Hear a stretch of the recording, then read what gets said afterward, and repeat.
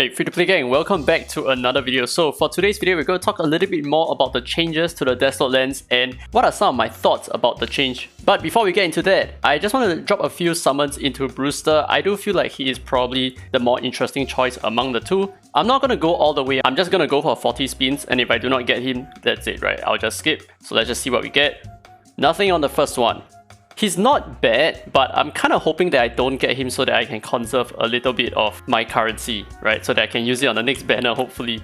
But the thing is, he is not terrible, okay? He is not bad. He's definitely going to be quite useful in some areas, that's for sure. So like for example, some people have been saying that he is a really good way to have unlimited defense breaks because he's always going to assist with his first skill. So I guess that works out, right? Alright, last one. Let's go. Last 10 pull. No way. Are you serious? I was at a guaranteed pull. That's why I knew that I was going to get a Brewster. I mean, I knew that the next legendary is going to be a Brewster. Okay, nice, another Taylor dude. That's okay. And here we go. I have mixed feelings about this. I mean, I guess I can definitely build him for APEP.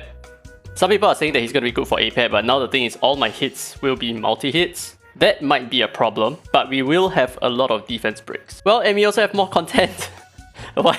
How is it that everyone knows how much SSMs I have? Now that we are at the Desolate lens, let's take a look at the changes to Desolate lens, and I can tell you that there are two. And obviously, you guys already know what the changes are. So the first change, when you enter the phase where you can start collecting petal multipliers, in that phase, the boss is actually going to give you a buff. Okay, it's actually a buff, it's not a debuff, and that actually reduces your cooldowns by 1 turn. So I thought it was the opposite, but that's not the case. But that's fine, that's okay. The other change is the more puzzling one, which is whenever you deal a certain amount of damage, the boss will then take a turn instantly. And that's the part that complicates a lot of things because we're going to start with Shadow Gale for a good reason, and then we're going to move on to Shadow Stream and then Shadow Fire. So let me just explain why this particular phase is a little bit more complicated. So do take note that this phase where you can deal a certain amount of damage threshold to give the boss additional turns exists in the first phase, the second phase, and the third phase, and then the last two phases as well. Which means that for this part of the fight right now, I just need to deal a certain amount of damage and the boss will instantly snatch a turn. Okay, so you can see that the boss is over here right now, and we're just gonna deal just enough damage, and that damage right now is 100,000 damage. So let's take a look. We're gonna push up to 75k. Okay, 71k, pretty close. Normal attack here. Okay, we are really close to 100,000. Do take note that this boss is catching up quite a fair bit. But I want you to pay attention to the bonus turn here. Look, we just did just nice 100,000 damage. He snatched away Asenath's turn by taking a bonus turn. So that means that the threshold for the first phase over here is 100,000 damage. Pay attention to that because that's going to be very important. Let's take a look at this again. So right now we started off with 100,000 and we're going to try to get another 200,000 or rather another 100,000 damage, right? Just going by the score because that's a way to tell us how much damage we are dealing right now. 15 more thousand to go. We definitely have this in the bag, right? Okay, it's kind of unfortunate that Sander is going to take his turn because he's going to deal a little bit past this amount of damage over here. But can we do enough with our Asenath? Maybe not. Okay, so here's the thing, right? If we do another 5,000 damage, but we're going to overshot that. If we do another 5,000, the boss is going to steal a turn, right? The boss is going to gain a turn instantly. So the thing is, the boss threshold is actually 100,000. Or at least this is true for Shadow Gale. But this is not true for the other bosses. Now let's take a look at Shadow Stream, and this is extremely mind-boggling. I do not really understand how this works. The score requirement is so wonky, man. I have no idea why this is the case. Let's just take a look at this, and I can explain to you why I'm experiencing some troubles over here, right? So we push him up to 48k, we're gonna use our second skill. We hit 80,000, the boss gains a turn. So is 80,000 then the threshold? Let's find out, right? Now we're gonna try this again, one more time. And you're gonna see that this is extremely weird. So we're gonna use our third skill this time around. And we push ourselves up to 75k. So we're going to use our first skill here. Pop, 83k. The boss has not taken a turn yet, which means that this is probably not the threshold, right? But didn't we just need 80k in the previous round? And now we're going to try this again. And I know you must be so puzzled. Why am I doing this? 82,000. And the boss took a turn. We are at 76k. And he gained a turn. How does that make any sense anymore? The threshold is moving around. That is what I'm assuming.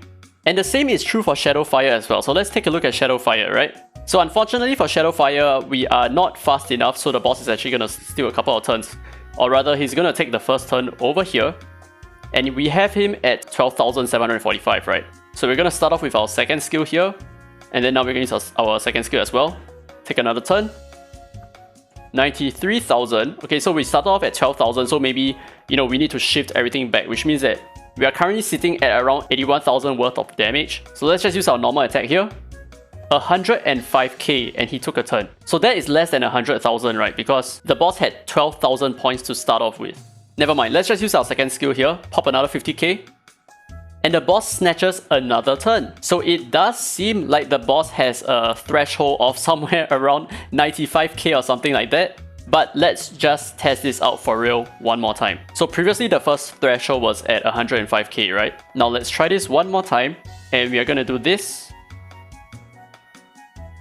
Okay, so 106k and the boss did not gain a turn just yet. So I'm very confused right now. I'm inclined to believe that Shadow Stream and Shadow Fire are both a little bit weird. I don't see this distribution in Shadow Gale. So let me know down in the comments below whether you think this is a bug or not, or do you think this is designed this way? Because it is extremely weird and it's very difficult for you to actually plan your team if there is always this randomness in the threshold whenever you start a new fight. And obviously I will cover this proper in terms of like, you know, like your typical A+ guide and all that. But just know that the previous EX guide that I did in the past is still gonna work really well for you.